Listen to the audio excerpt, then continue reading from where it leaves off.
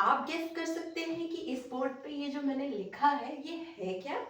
Can any one of you can take the time to understand what is written on this board? अगर आपको ये समझ में आ रहा है, if you are able to decode it, then I must say आपका intelligence power ज़्यादा है।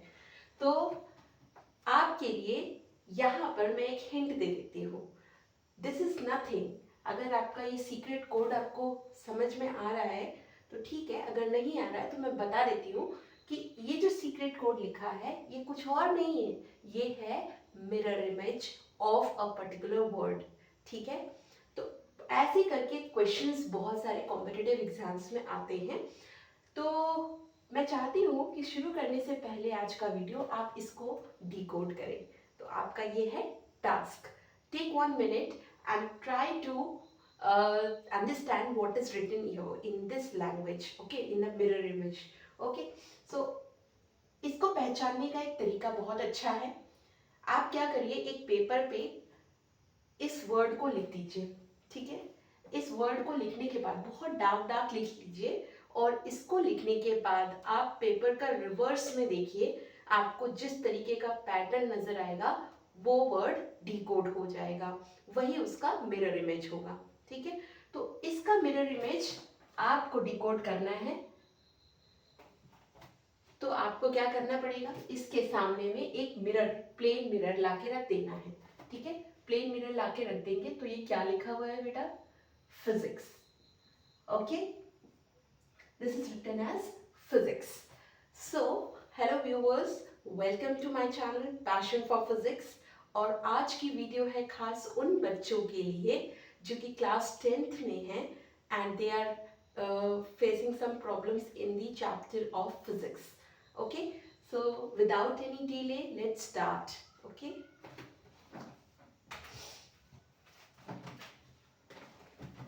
जो आपका पहला चैप्टर है, चैप्टर नंबर 10, ये आपका फिजिक्स का पहला चैप्टर है and the name of this chapter is light, reflection and refraction.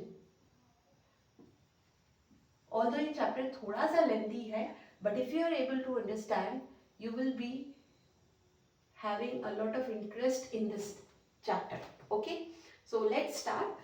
सबसे पहले तो हम लाइट के बारे में समझ लेते हैं कि what is light. ठीक है, क्या आप लाइट को देख सकते हैं? लाइट को एक्चुअली में देखा नहीं जा सकता। अगर हम देख पाते तो जो सोलर सिस्टम में इतनी डार्कनेस है वो होती ही नहीं। हम सोलर सिस्टम में सिर्फ उन चीज़ों को देख पाते हैं जिनके ऊपर लाइट फॉल करती है। दैट इज, अगर सन की लाइट अर्थ के ऊपर फॉल कर रही है तो हम अर्थ को देख पाते हैं, फ्रंट एंड देख पाते हैं, पीछे का एंड नहीं देख पाते। क्यों? क्योंकि वहां पर लाइट फॉल नहीं हो रही है। ऐसा क्यों होता है? क्योंकि जब भी किसी ऑब्जेक्ट के ऊपर लाइट पड़ती है तो वो ऑब्जेक्ट उसको रिफ्लेक्ट बैक करता है और तब हमारे आईज उसको देख पाते हैं। ठीक है, सो लाइट को कोई एक्चुअली हम देखते नहीं है, लाइट को हम किसको देखते हैं? ऑब्जेक्ट को देखते हैं। ऑब्जेक्ट की वजह से जो रिफ्लेक्ट होके आ रहा है पोर्शन लाइट का, उसको हम देख पाते हैं। ठीक है, सो लाइट को अगर हमें डिस्क्राइब करना हो, कोई आपसे पूछे कि व्हाट इज लाइट, तो आप सिंपली ये बताएंगे कि it is a form of energy that makes things visible to us.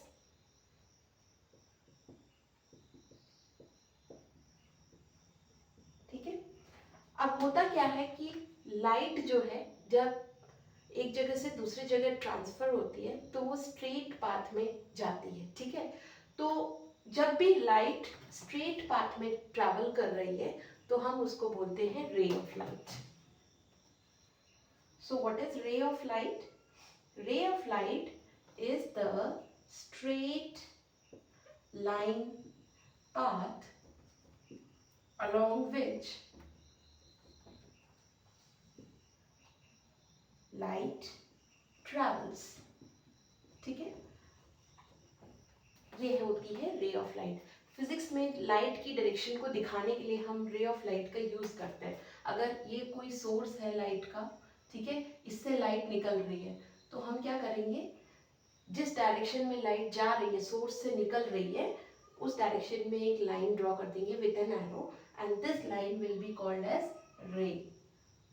Alright, now if we have to define this term beam of light, so what do you understand by beam of light? When there are a lot of rays, more than one rays, then we can say, in another words, that bundle of rays is known as your beam of light. That means if there are many rays together, so this is known as your beam of light. Okay, so you must be clear with all the terms in the chapter. That's why I have taken these small words, so that you are able to understand what does it exactly mean. Okay, so without going into much details of all this, now we are going to go on the topics that is required for you to understand the chapter. Okay, ये सारी चीज़ तो एक general चीज़ थी जो कि actually में आपके board examination में नहीं पूछी जाएगी, बट हमको चैप्टर को समझने के लिए इसे समझना था. तो लेट्स स्टार्ट. जब भी कोई लाइट किसी ऑब्जेक्ट पे पड़ती है तो वो 3 फिनोमिनास देखने को मिलता है, हमको वहाँ पर इफेक्ट मिलता है देखने को. पहला हमें रिफ्लेक्शन देखने को मिलता है. ठीक है, रिफ्लेक्शन का मतलब ये होता है कि कोई ऑब्जेक्ट पे लाइट पड़ी और उस ऑब्जेक्ट ने वापस उस लाइट को उसी मीडियम में भेज दिया. ठीक है. दूसरा अब्जॉर्प्शन, यानी लाइट ऑब्जेक्ट पे पड़ी और उस ऑब्जेक्ट ने कुछ अमाउंट ऑफ लाइट को अपने अंदर अब्जॉर्ब कर लिया. ठीक है.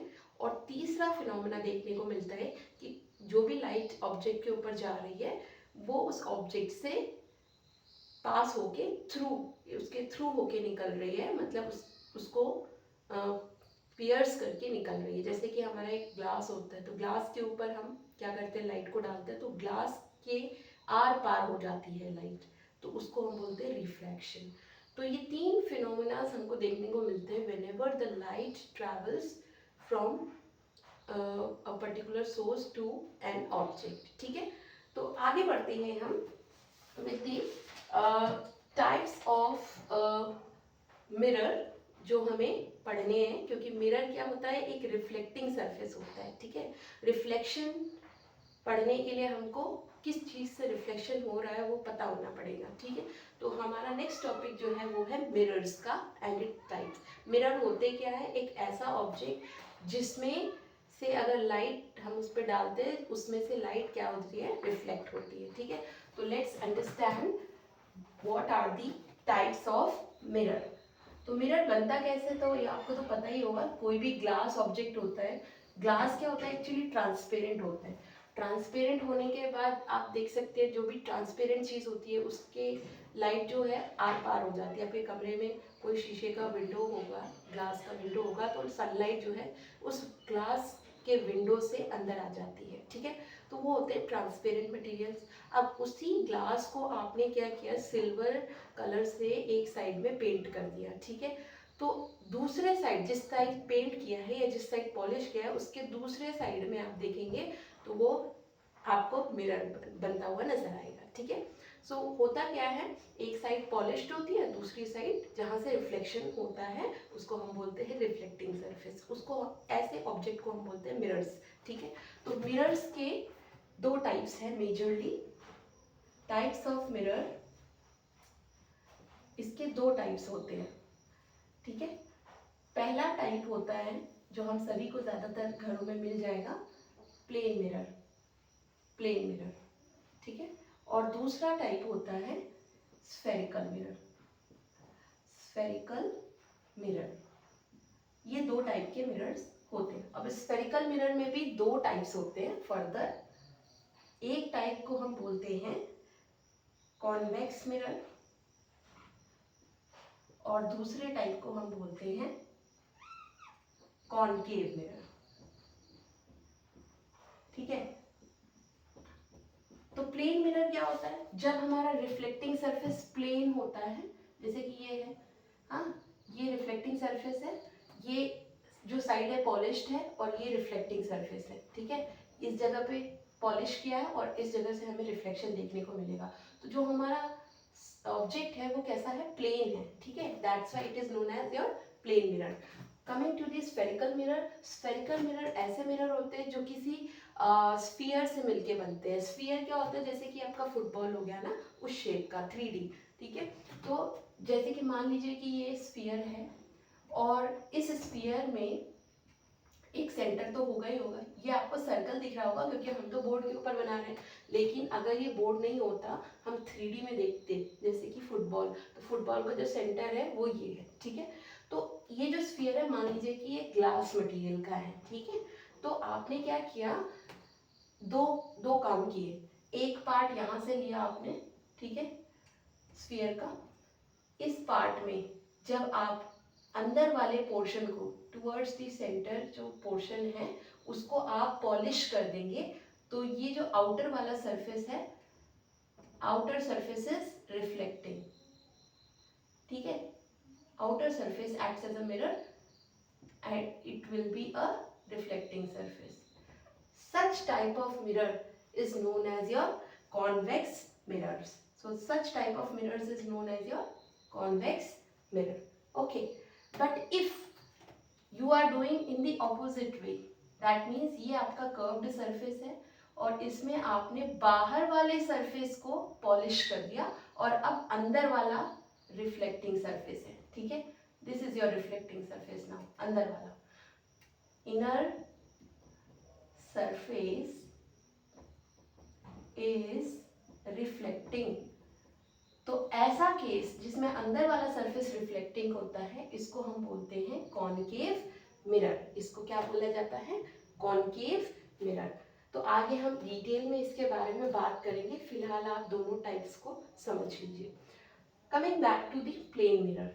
प्लेन मिरर में जो हम नेचुरली ऑब्जर्व करते हैं चीज़ें, जैसे कि हर रोज़ हम प्लेन मिरर में अपना इमेज देखते हैं, ठीक है। तो आप क्या क्या इमेज देखते हैं, क्या आपको समझ में आता है उसमें, तो उनकी कैरेक्टरिस्टिक्स हम प्लेन मिरर में पढ़ेंगे, ठीक है। तो let us understand the characteristics of a plane mirror. क्या क्या कैरेक्टरिस्टिक्स हमको देखने को मिलते हैं in case of plane mirror. तो सबसे पहले हमें ये देखने को मिलता है कि अगर हम यहाँ पर खड़े हैं, मान लीजिए कि ये ऑब्जेक्ट है आपका ए बी, ठीक है, जिसका हेड क्या है, ऊपर की तरफ है, और टेल क्या है, नीचे की तरफ है, बी, ठीक है। तो ये जो ऑब्जेक्ट है, जब इसके सामने में प्लेन मिरर लाया जाएगा तो इसकी जो इमेज देखने को मिलेगी वो हमें इसी टाइप की देखने को मिलेगी, ए डैश बी डैश। हम क्या कर रहे हैं, जो भी हमारा ऑब्जेक्ट है उसको हम ए बी लिख रहे हैं, और जो हमारा इमेज है उसको हम ए डैश बी डैश लिख रहे हैं। This is your object and this one is your image, ठीक है। तो आप देख रहे हैं ऑब्जेक्ट में भी जो हेड है वो ऊपर है और इमेज में भी जो हेड है वो भी ऊपर है, ठीक है। So this kind of image is known as your erect image, ठीक है, इरेक्ट इमेज, जिसमें ऑब्जेक्ट का जो पोजीशन होता है, जो ऑब्जेक्ट का ओरिएंटेशन होता है, वही ओरिएंटेशन जो है आपका इमेज का भी होता है। यानी ऑब्जेक्ट में अगर हेड ऊपर है तो इमेज में भी हेड ऊपर ही रहेगा। आप अपना फेस देखते तो आप उल्टे तो नजर नहीं आते, आप जैसे हैं, आपका हेड ऊपर है तो ऊपर ही नजर आएगा, ठीक है। तो वही चीज है कि ये कैसा इमेज है, इरेक्ट इमेज है, ठीक है। और अगर और बात करें इसकी, तो ये ऑब्जेक्ट क्या है, रियल है। रियल ऑब्जेक्ट ऐसे ऑब्जेक्ट होते हैं जो कि एक्चुअली में एग्जिस्ट करते हैं, ठीक है। लेकिन ये जो इमेज है ये एक्चुअली में एग्जिस्ट नहीं कर रहे। क्या आप मिरर के अंदर भी बैठे हैं क्या, नहीं, आप तो सिर्फ बाहर है ना, अंदर में तो सिर्फ इमेज है, जो कि आपको ऐसा लग रहा है कि आपके जैसा कोई अंदर है, लेकिन है नहीं एक्चुअली में, आप तो एक ही है ना। तो वो जो अंदर में इमेज है उसको हम क्या बोलेंगे, वर्चुअल इमेज, ठीक है। और वर्चुअल इमेज हमेशा ही क्या होंगी, इरेक्ट होंगी, सीधी होंगी, ठीक है। तो सबसे पहला कैरेक्टरिस्टिक प्लेन मिरर का ये होता है कि जो भी इमेज मिलती है वो कैसी मिलती है, वर्चुअल एंड इरेक्ट।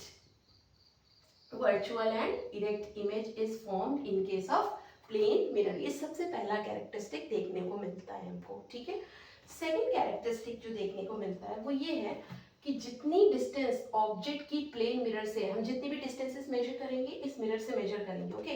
तो इस मिरर से ऑब्जेक्ट की डिस्टेंस मान लीजिए कि u है, ठीक है, स्मॉल u से रिप्रेजेंट करेंगे पूरे चैप्टर में। यू क्या है, ऑब्जेक्ट डिस्टेंस है, ठीक है।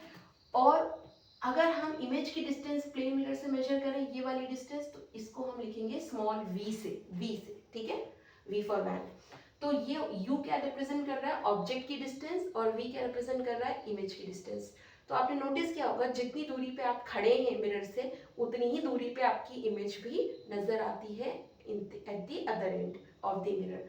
तो u और v दोनों क्या होते हैं, सेम होते हैं। अगर आप 10 मीटर दूरी पे खड़े, अगर आप 10 सेंटीमीटर की दूरी पे कोई ऑब्जेक्ट रख रहे हैं, तो 10 सेंटीमीटर की दूरी पर ही इमेज मिलेगी। अगर आप 20 सेंटीमीटर दूरी पे ऑब्जेक्ट रख रहे हैं, तो 20 सेंटीमीटर दूरी पर ही इमेज मिलेगी, ठीक है। तो जितनी दूरी प्लेन मिरर की ऑब्जेक्ट से होगी, उतनी ही दूरी प्लेन मिरर की इमेज से होगी। तो हम ये कह देते हैं कि object distance from the mirror is equal to image distance from the mirror. इसको आप वर्ड्स में भी लिख सकते हैं। You can write this as object distance, you can write this as image distance. Okay, this was the second characteristics. Now let's come to the third characteristics. What about the third characteristics? The height of the image and the height of the object. If we are considering the height, that is AB जो है ये object की height है, ठीक है। तो इस height को हम h से रिप्रेजेंट कर रहे हैं। तो ऑब्जेक्ट हाइट जिसको हम h से रिप्रेजेंट कर रहे हैं, ये हाइट इक्वल होती है इमेज की हाइट के, ठीक है। इमेज की हाइट को हम h डैश से रिप्रेजेंट करेंगे ताकि डिफरेंशिएट हो सके। लेकिन आपने तो देखा ही होगा, जितने बड़े आप हैं या जितना बड़ा भी साइज है ऑब्जेक्ट का, वही साइज आपको इमेज में देखने को मिलता है, ना छोटा और ना बड़ा, ठीक है। तो इमेज का जो साइज है वो ऑब्जेक्ट के साइज के बराबर होता है। तो ये रिप्रेजेंटेशन हम आगे यूज करेंगे, ठीक है। This was the third characteristics. And lastly, fourth characteristic is lateral inversion. Lateral inversion का मतलब होता है sideways rotation, ठीक है। जैसे कि मैंने यहाँ पर P लिखा और यहाँ पर मेरा मिरर है, तो मुझे ये मिरर में कैसा दिखाई देगा, ऐसा, ठीक है। ओके, अदर वे राउंड भी हो सकता है। तो lateral inversion क्या मतलब है, मैंने इसको sideways rotate कर दिया, तो हमको कैसा इमेज दिखेगा, वही कहलाता है आपका lateral inversion. So these are main 4 characteristics of any plane mirror, ठीक है। अब एक बात और यहाँ पर हम आपको बता दें कि जो हम डिस्टेंसेस लेते हैं ना, जैसे ये मिरर है, ये मिरर हमारा ओरिजिन होता है। जैसे कि हम ग्राफ बनाते हैं ना, तो ग्राफ में ये क्या होता है, 0,0 होता है। इधर वाला जितना भी डिस्टेंस होता है पॉजिटिव होता है, इधर वाला डिस्टेंस क्या होता है, नेगेटिव। तो प्लेन मिरर को भी हम ओरिजिन मानेंगे। प्लेन मिरर से जितनी भी डिस्टेंसेस आपकी लेफ्ट साइड में मेजर कर रही है, कौन सी, u, इसको हम माइनस बोल देंगे, माइनस में लिखेंगे। और प्लेन मिरर के जितनी भी डिस्टेंसेस हम राइट साइड में मेजर कर रहे हैं, ये डिस्टेंसेस कैसी होंगी, प्लस में होंगी, ठीक है। तो दोनों का वैल्यू तो सेम होगा, इनका वैल्यू सेम है। ये मैंने मॉड लगा दिया, मॉड का मतलब है इनकी वैल्यू सेम है। अगर ये 10 है तो ये भी 10 है, 20 है तो 20 है, ठीक है। लेकिन इनका क्या है, जो ये कह सकते हैं कि दोनों जो है प्लेन मिरर के ऑपोजिट डायरेक्शन में है। तो हम जब इनको रिप्रेजेंट करेंगे, तो हम ये कहेंगे कि एक नेगेटिव साइन में है और दूसरा पॉजिटिव। इसका मतलब ये है कि दोनों मिरर के दो अलग अलग एंड्स पे हैं। एक मिरर के आगे है फ्रंट में, और एक मिरर के बैक में। यानी यू जो है, यू मिरर के आगे फ्रंट में, और वी जो है मिरर के बैक में। तो इस तरीके से हम इसको रिप्रेजेंट करेंगे, ठीक है। अब जो है एक चीज और मैं आपको, ये तो मेन कैरेक्टरिस्टिक्स हो गई, एक चीज मैं और आपको बताना चाहूंगी यहाँ पर कि अगर हम इस मिरर को, अभी तो ये नॉर्मल है ना मिरर, अगर हम इस मिरर को थोड़ा सा ट्विस्ट कर देते हैं लाइक दिस, ठीक है, तो अभी भी जो ऑब्जेक्ट की डिस्टेंस है और जो इमेज की डिस्टेंस है, वो मिरर से उतनी ही दूरी पर रहेगी। यानी perpendicular distance of the object from the mirror is equal to perpendicular distance of the image from the mirror. तो ये डिस्टेंस भी सेम रहेगी, ठीक है। perpendicular distance of object mirror, this distance will be equal to this distance. It doesn't matter आपका mirror कैसा रखा हुआ है। So this is one of the concept, ठीक है। आगे बढ़ते हैं। यहाँ पर हमने बात कर ली है मिरर्स की, प्लेन मिरर और स्फेरिकल मिरर। अब आते हैं रियल इमेज और virtual image, which are the two types of images. तो कई बार आप कंफ्यूज हो जाते हैं कि रियल इमेज क्या होता है और वर्चुअल इमेज क्या होता है। तो रियल इमेज और वर्चुअल इमेज दोनों में अगर आपसे डिफरेंस पूछा जाता है, ठीक है, तो क्या डिफरेंस होता है? सबसे पहला डिफरेंस तो ये होता है कि रियल इमेज हमेशा क्या होती है? इन्वर्टेड होती है, ठीक है, उल्टा, ठीक है। और वर्चुअल इमेज हमेशा क्या होती है? इरेक्ट होती है। अगर आपका ऑब्जेक्ट इस तरीके से है, ठीक है, ए ऊपर है, बी नीचे, हेड ऊपर है, टेल नीचे, तो इसकी जो इमेज बनेगी, है ना, वो उल्टी बननी चाहिए, ठीक है, आफ्टर द रिफ्लेक्शन, ठीक है। ये ऑब्जेक्ट हो गया, और तो ये प्लेन मिरर नहीं होगा, इसमें नहीं होगा, ये इमेज हो गया, ठीक है।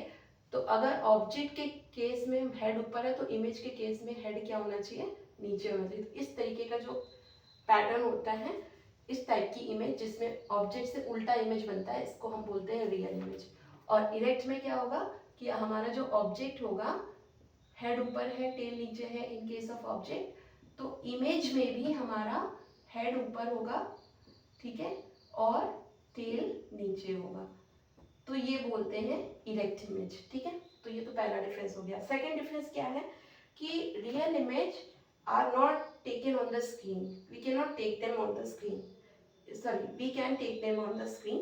Can be taken on screen. यानी अगर हम रियल इमेज को स्क्रीन पे देखना चाहें तो हम उसको देख सकते हैं। जैसे कि मान लीजिए कि आपने जो सिनेमा हॉल्स में देखा होगा, जो प्रोजेक्टर होता है पीछे होता है, ठीक है, वहाँ से लाइट रेज निकलती है और सीधा स्क्रीन पे जाके मीट करती है। जहाँ पर भी लाइट रेज मीट करेंगे वहाँ इमेज मिलेगी। तो वो जो इमेज होती है वो एक्चुअली में मीट कर रही होती है, इसलिए उसको बोलते हैं रियल इमेज, और उसको हम स्क्रीन पे देख सकते हैं, ठीक है। लेकिन वर्चुअल इमेज को हम नहीं देख सकते, can not be taken on screen, ठीक है।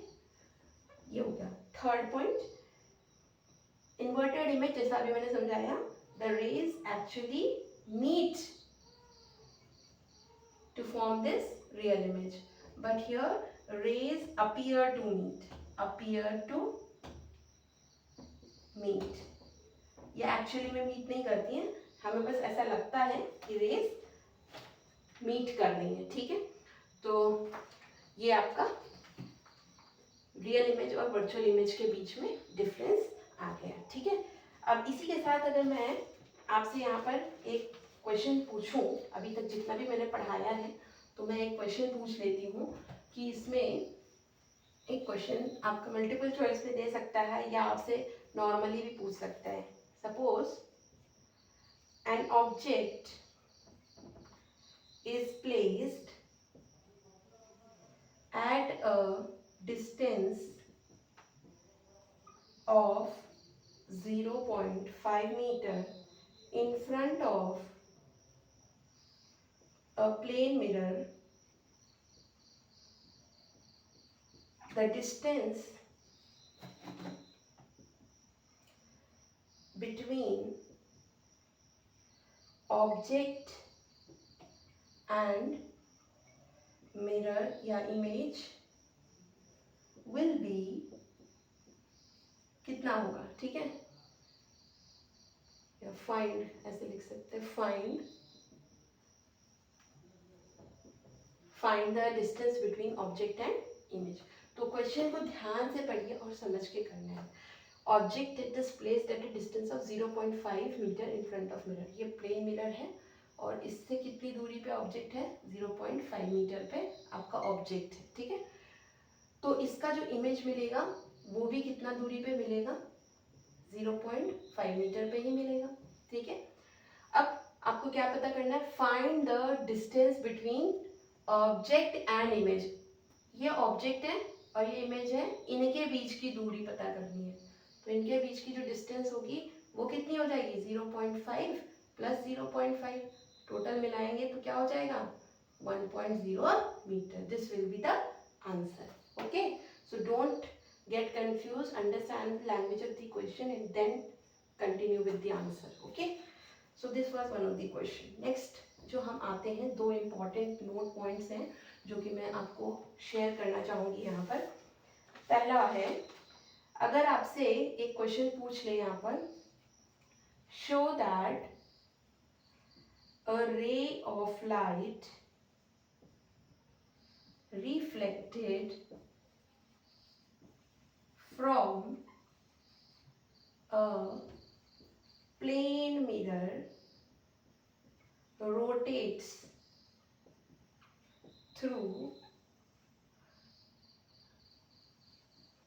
an angle 2 theta when the mirror is rotated.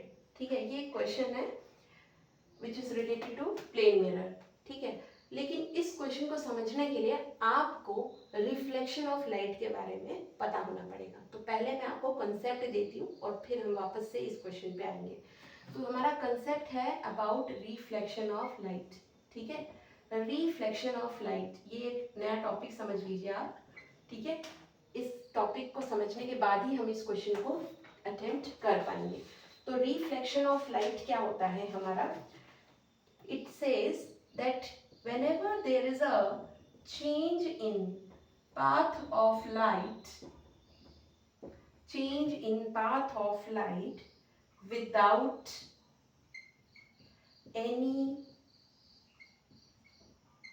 change in medium, then we say such a phenomena is reflection of light. यानी जब भी आपका लाइट जो है उसमें वो किसी सरफेस पे जाके टकराता है और वापस से उसी मीडियम में आ जाता है. जैसे एयर से गया लाइट किसी मीडियम के ऊपर और फिर उस मीडियम से टकराने के बाद कोलाइड करने के बाद वापस से उसी मीडियम यानी एयर में ही वापस आ जाता है. ठीक है, तो इस टाइप के फिनोमेना को हम क्या कहते हैं, रिफ्लेक्शन ऑफ लाइट कहते हैं. ठीक है, अब ये जो फिनोमेना है इसके कुछ लॉज होते हैं. ठीक है, तो हम उसको पढ़ते हैं. Laws of reflection of light. ठीक है, ये क्वेश्चन जो है laws of reflection of light ये सीबीएसई बोर्ड में आया हुआ क्वेश्चन है. सो इसको इम्पोर्टेंट मार्क कर लीजिए. सीबीएसई एग्जामिनेशन में पूछा गया क्वेश्चन है. State the laws of reflection of light. State the laws of reflection of light. It was of 2 marks when asked in CBSE examination. So let's understand what is it saying. First law ये कहता है the incident ray जिसको हम I से लिखने वाले हैं, the reflected ray, ठीक है, जिसको हम R से लिखने वाले हैं, and the normal to the reflecting surface at the point of incidence all lie in same plane. ठीक है, ये वर्ड को अंडरलाइन कर लीजिएगा. नॉर्मल को हम एन से लिखेंगे. ठीक है, सेकंड पॉइंट लिखिए. Angle of reflection R is equal to angle of incidence which is represented by I. यानी I is equal to किसके बराबर है, R के. तो इसको लिखिए.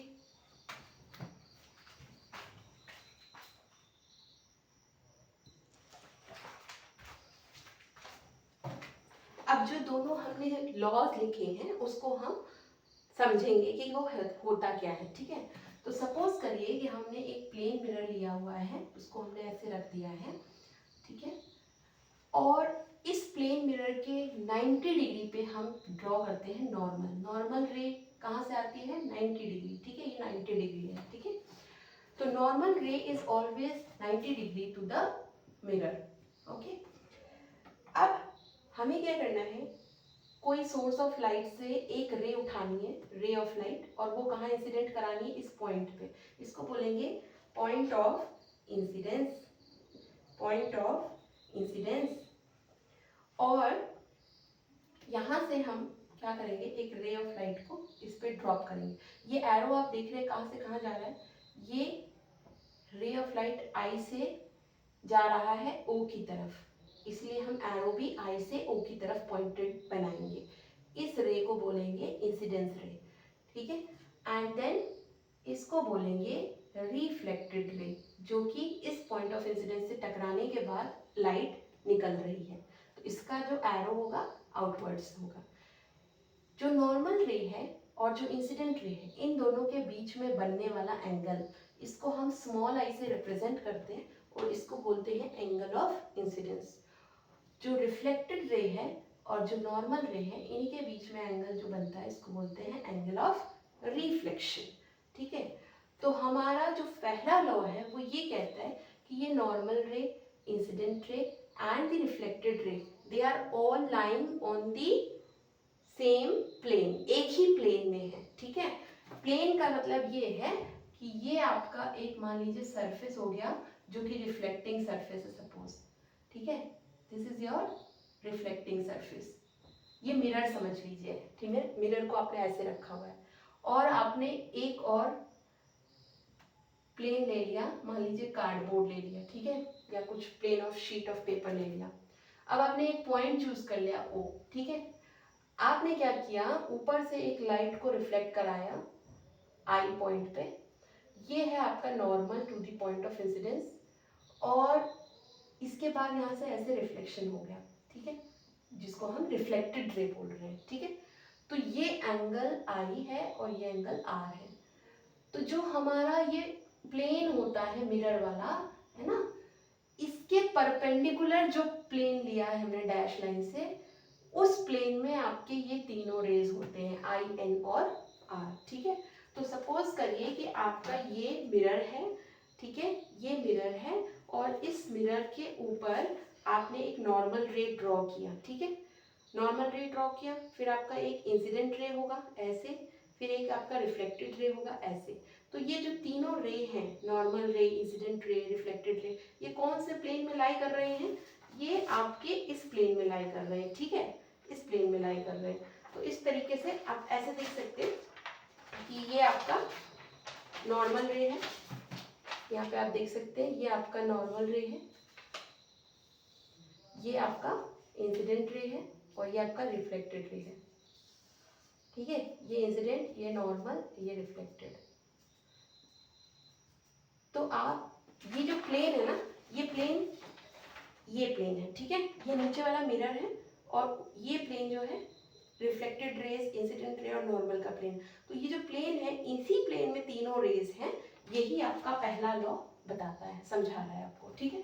और सेकेंड लॉ ये कह रहा है कि ये जो एंगल ऑफ इंसिडेंस और एंगल ऑफ रिफ्लेक्शन होते हैं, ये दोनों एंगल्स क्या होते हैं, इक्वल होते हैं, ठीक है।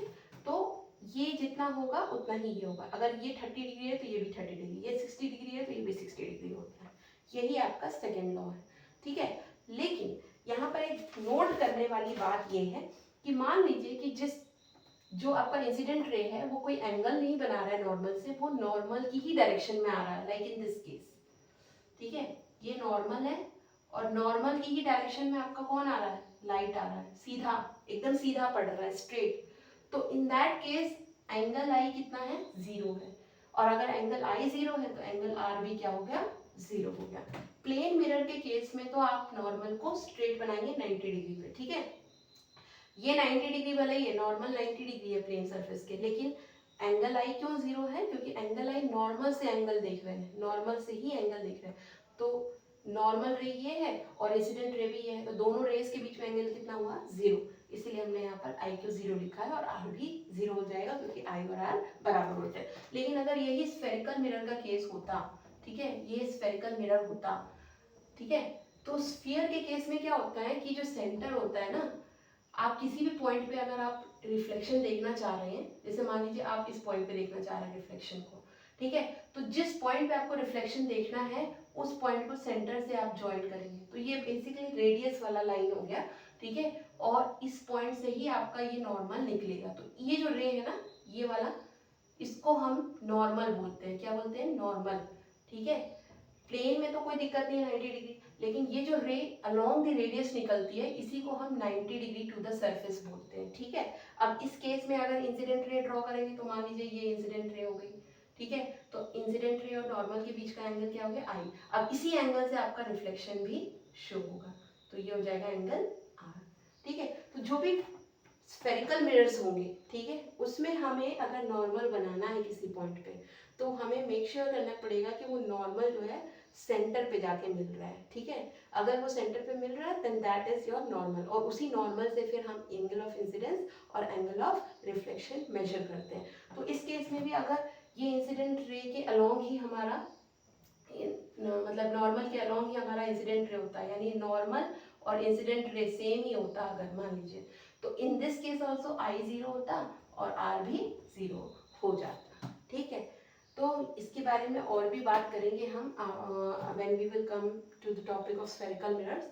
लेकिन यहाँ पर आप एक चीज समझ लीजिए कि जब भी इंसिडेंट रे नॉर्मल के अलोंग जाएगी तो हमेशा रिफ्लेक्टेड रे भी आपका जो है वो जीरो होगा, जैसा कि आपका एंगल ऑफ इंसिडेंस होगा। ठीक है, सो ये आपको बताना था।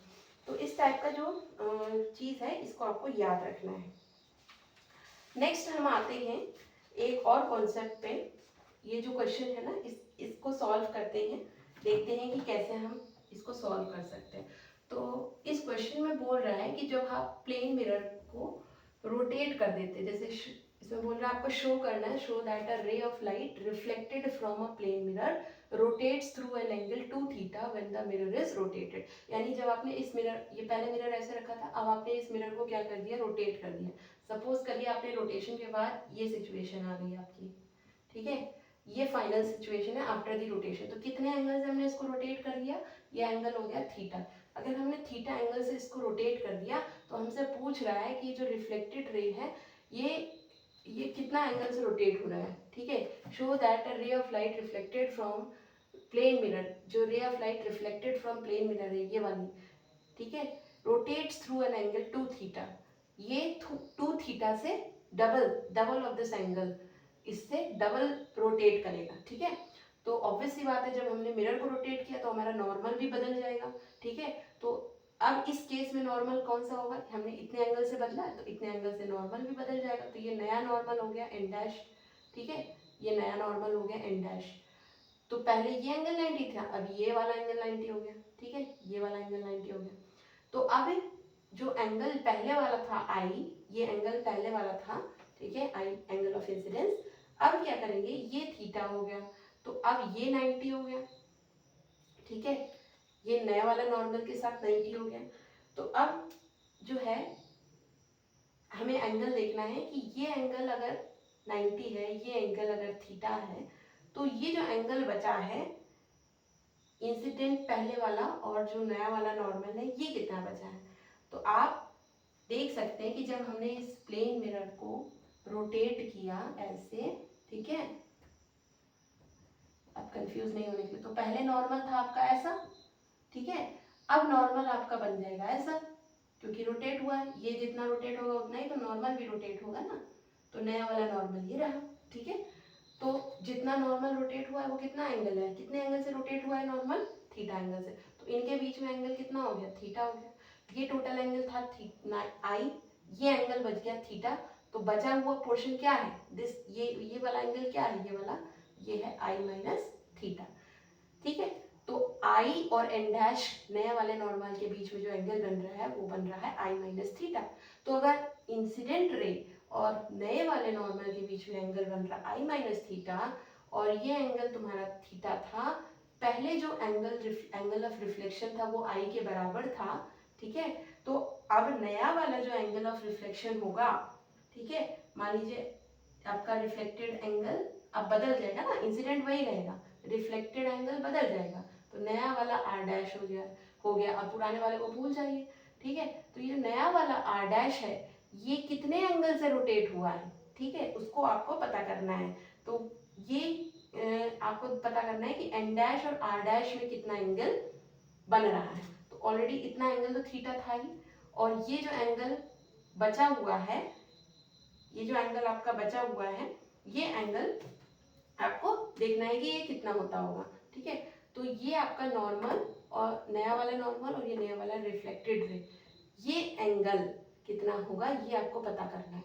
तो ये इतना पोर्शन तो थीटा है ना, आपको बस इतना पोर्शन पता करना है ये कितना होगा, ठीक है। तो अब जो नया सिचुएशन है इसके अकॉर्डिंग एन डैश और इंसिडेंट रे, इनके बीच में जो एंगल है ये है आई माइनस थीटा, ठीक है। तो अब ये जो रिफ्लेक्टेड रे होगा, ये जो रिफ्लेक्टेड रे नया वाला होगा, इसमें जो आपका नॉर्मल से बन रहा होगा एंगल, वो कितना बनेगा, आई माइनस थीटा, ठीक है। ये कितना होगा, आई माइनस, सॉरी ये वाला एंगल नहीं, ये वाला आई माइनस टू थीटा, ठीक है। I minus two theta is the angle for this N dash and R dash. तो कितना एंगल से ये डेविएट हो गया, ये डेविएट हो गया आई माइनस थीटा, और ये हो गया आई माइनस टू थीटा। तो कितने एंगल से ये रोटेट हुआ, तो ये एंगल से रोटेट हुआ टू थीटा, यही हमको प्रूफ करना था, ठीक है। तो ये जो है इस टाइप के क्वेश्चंस कभी कभी हायर लेवल पे पूछे जाते हैं, ऑल्दो सीबीएसई में तो नहीं पूछे जाएंगे, ठीक है। तो इस टाइप के क्वेश्चंस को आप अगर कंपटीशन के लिए देख रहे हैं तो आप इसको श्योरली कर सकते हैं, ठीक है। तो ये क्वेश्चन जो है आपसे पूछा जा सकता है इन टर्म्स ऑफ एमसीक्यूज, तो आप नोट करके कुछ पॉइंट्स लिख लीजिए। तो नोट करके आप ये पॉइंट्स लिखिए। सबसे पहला पॉइंट ये होगा, when a plane mirror is rotated, reflected from, rotated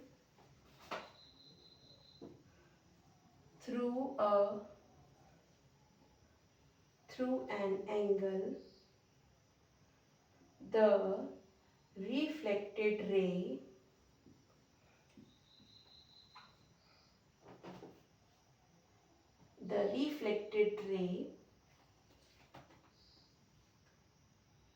turns through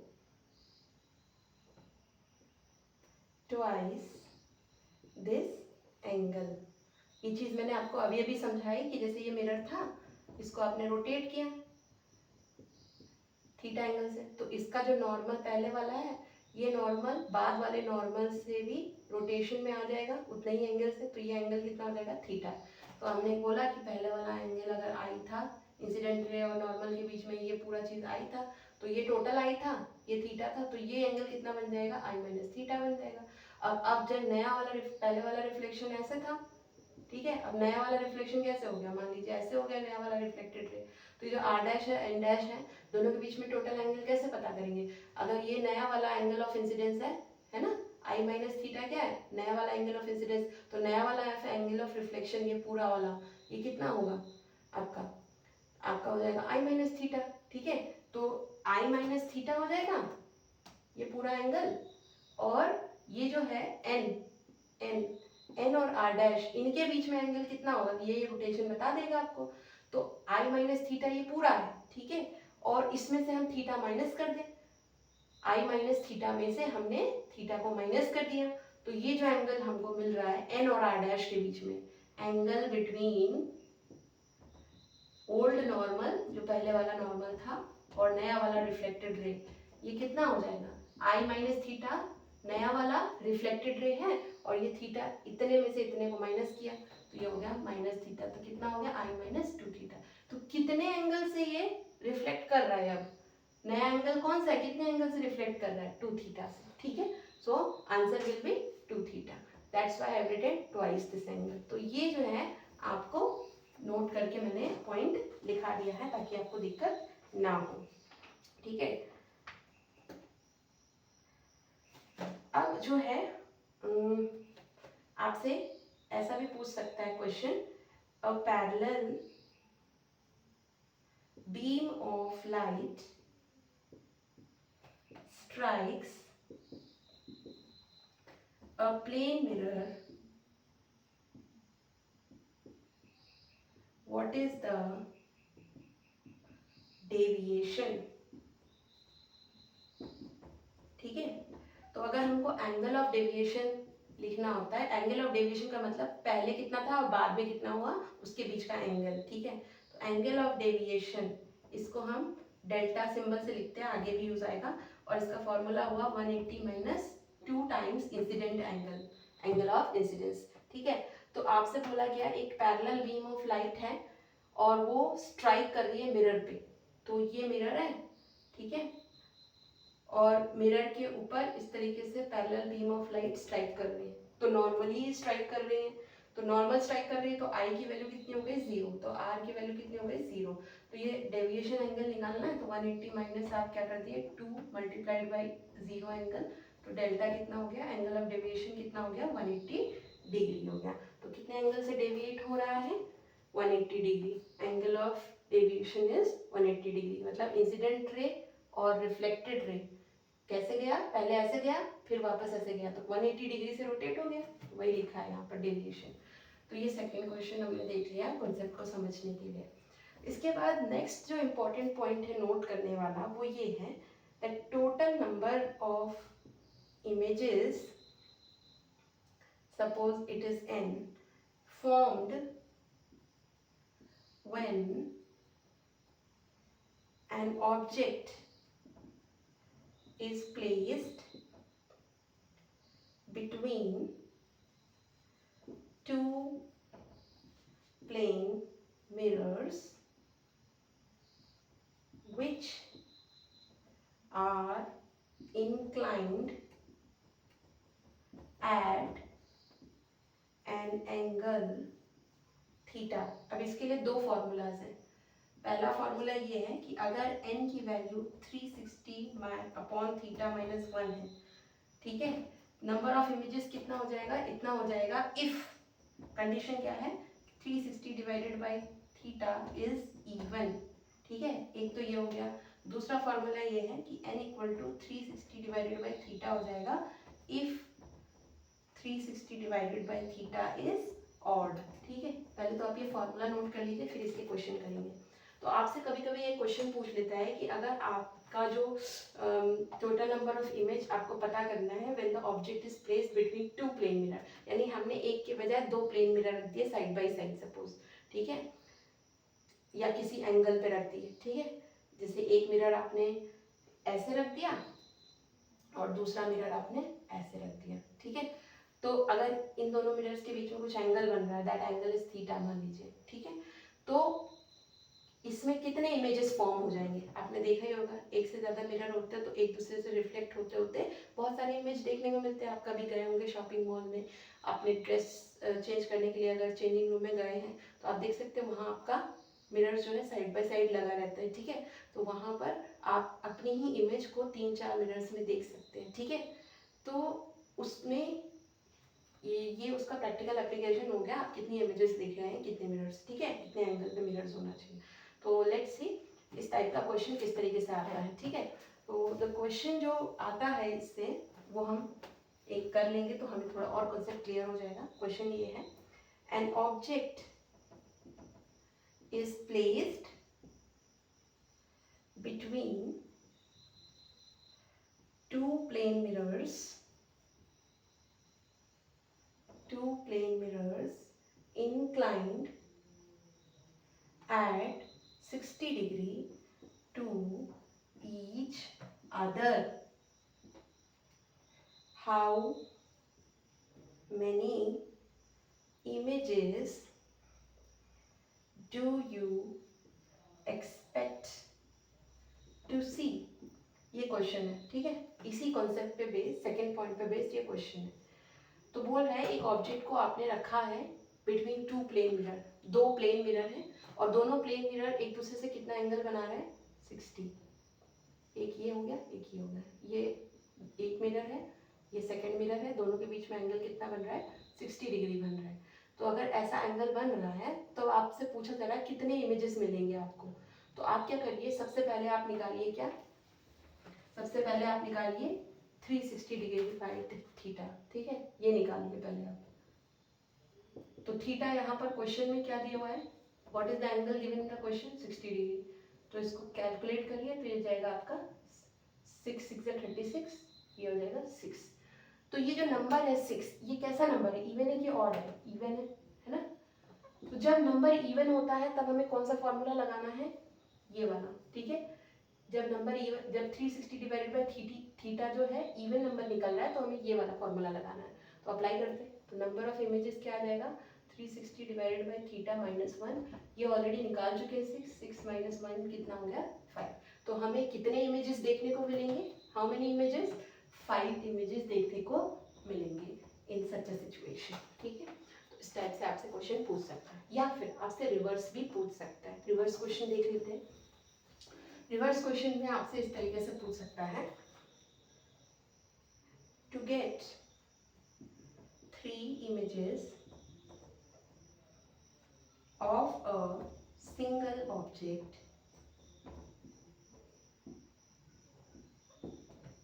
one should have 2 plane mirrors at an angle of, पूछ रहा है कितने एंगल, क्वेश्चन है, ठीक है। कितने एंगल में रखें कि हमको 3 इमेज मिल जाए, 3 इमेज मिल जाए, यानी n की वैल्यू क्या है 3, n इक्वल टू 3, ये हमको गिवन है। हमको पता क्या करना है, थीटा, ये पता करना है। तो कैसे पता करेंगे, देखिए जब n की वैल्यू आपकी 3 है तो इसका मतलब ये किसके बराबर हो जाएगा, 360 डिवाइडेड बाई थीटा माइनस 1 के, ठीक है। तो जब ऐसा हो जाएगा तो आप इसको सॉल्व कर लीजिए, 3 + 1 is equal to 360 divided by theta. ये नंबर कैसे निकल रहा है 4, दैट इज इवन, ठीक है। तो इवन नंबर अगर निकल रहा है, ठीक है, तो थीटा कितना हो जाएगा, थीटा को इधर भेज दीजिए, 360 डिवाइडेड बाई 4 हो जाएगा। तो ये कितना हो जाएगा, ये हो जाएगा आपका 90 डिग्री, ठीक है। तो आंसर कितना हुआ 90 डिग्री, यानी जब आपने मिरर को ऐसे रखा 90 डिग्री पे इस तरीके से, तो आपको कितने इमेज मिलेंगे, how many images are form 3। When you are keeping the mirrors at 60 degree, how many images are formed 5, ठीक है। ऐसे ही 30 डिग्री पे निकाल लीजिए, 10 डिग्री पे निकाल लीजिए, तो वो आपके ऊपर डिपेंड करता है। यही कॉन्सेप्ट जो होता है पेरिस्कोप वगैरह में यूज होता है, ठीक है। तो वहाँ पर ये चीज़ देखने को मिल जाती है। फिर ये जो है, ये जो आपका क्वेश्चंस थे प्लेन मिरर्स में, इतने ही क्वेश्चंस हैं जो कि आपके लेवल पे बनेंगे। और अगर आपको और कहीं से क्वेश्चन मिल जाते हैं तो आप उसे भी प्रैक्टिस कर लीजिए, सो दैट आपका एक कमांड बन जाए। So this was all about the theory of plane mirror, okay. So I think I have covered all the topics. Next videos में हम आगे के टॉपिक्स डिस्कस करेंगे जो कि स्फेरिकल मिरर से रिलेटेड है, ठीक है। सो अगर आपको मेरा वीडियो अच्छा लग रहा है and you want to follow this, then you have to follow my channel. तो आप मेरे चैनल पैशन फॉर फिजिक्स को सब्सक्राइब करिए, लाइक करिए, सो दैट ऐसे ही वीडियोस आपके लिए आते रहें। रिमेंबर, मेरे वीडियोस में आपको सारे CBSE के और NCERT के क्वेश्चंस मिल जाएंगे जो कि इम्पॉर्टेंट है from the examination point of view, ठीक है। So please do follow my channel, thank you.